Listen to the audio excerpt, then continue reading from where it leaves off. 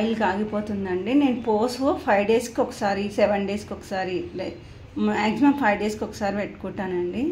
పెట్టుకొని ఒక డబ్బాలో పెట్టుకుంటా. ఫస్ట్ జీలకర్ర ఆవాలు వేయాలి.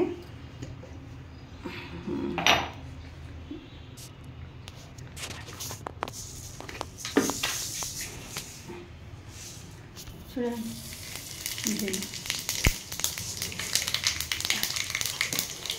ఇప్పుడు కరివేపాకు,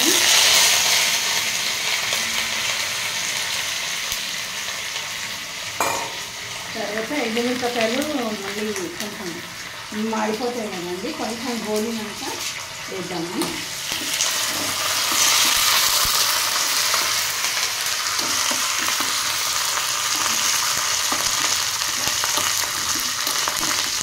ఇప్పుడు ఎండుమిరపకాయలు వేద్దాము.